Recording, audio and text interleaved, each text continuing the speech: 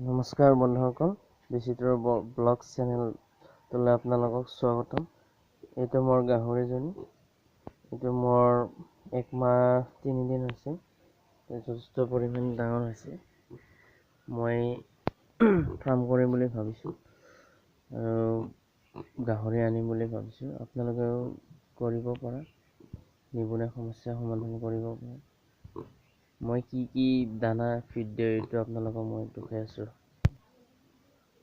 এয়া আপোনালোকে চাওক, মই কি ধৰণৰ এইটো পিক ফিড দিওঁ। এইটো গডৰেজ কোম্পানীৰ।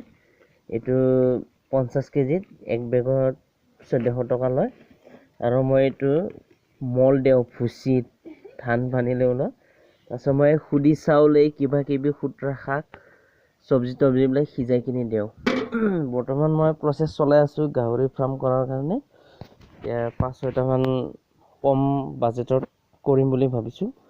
সৰু সুৰা ফাৰ্ম এটা কৰিম। পিছলৈ ভাবি যাম ডাঙৰ ফাৰ্ম কৰিবলৈ। এতিয়া বৰ্তমান কম বাজেটত কৰিবলৈ বিচাৰিছোঁ। আপোনালোকেও কৰিব পাৰিব। নিবনুৱা সমস্যা সমাধান কৰিব পাৰিব আপোনালোকেও। মই সেইটো নিবনুৱা সমস্যা, নিজৰ সমস্যাটো সমাধান কৰাৰ কাৰণে এটা থিতাপি কৰাৰ কাৰণে চেষ্টা চলাই আছোঁ। এইটো এতিয়া দেখিবলৈ পাইছে আপোনালোকে, এইটো আধাৰ বিচাৰি আছে। এইটো গাহৰিটো চাই লওক আপোনালোকে। এইটো ফিমেল গাহৰি হয়। আপোনালোকে যদি চেনেলটো ভাল লাগিছে লাইক কৰিব আৰু ছাবস্ক্ৰাইব কৰিব।